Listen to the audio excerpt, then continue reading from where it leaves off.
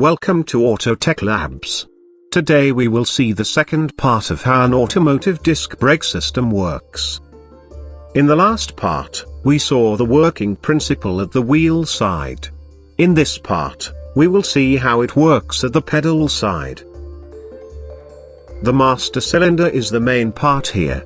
It transfers the force on the pedal to the calipers. There is a push rod, outlet port, and a fluid reservoir tank. Let's see what's inside the master cylinder. There are inlet ports for the fluid to reach the cylinder, compensating ports, primary piston, secondary piston, retaining springs, and piston seals. Now, let's see how the master cylinder works. When you press the brake, the push rod pushes the primary piston, closing the first compensating port. This creates pressure in the cylinder, which pushes the secondary piston, and furtherly closing the second compensating port. Hence both pistons will push the fluid to their corresponding calipers.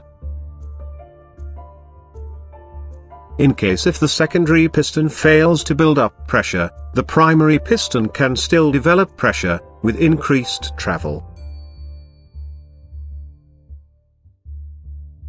And if the primary piston fails, the secondary piston will not receive any pressure to move. So the push rod at the end of the first piston can push secondary piston, which requires much force to be applied on the brake pedal. Even for a fully functional master cylinder, pushing the pistons through the brake pedal requires much force. So later on, another component named boosters were introduced.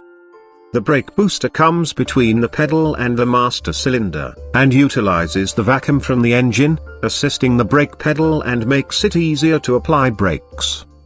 Let's take a look inside the servo. It consists of a valve rod, dust boot, air filter, valve spring, diaphragm spring, vacuum check valve, hydraulic push rod. When you push the pedal, the valve rod opens the inlet valve, allowing air into the diaphragm front chamber through the filter. This air, along with the vacuum created by the engine in the diaphragm rear chamber, pulls the diaphragm, and furtherly pushing the push rod towards the master cylinder. Thus provides assistance, and reduce the effort in braking. And that's how an automotive braking system works. Thanks for watching, and stay tuned for more presentations from Autotech Labs.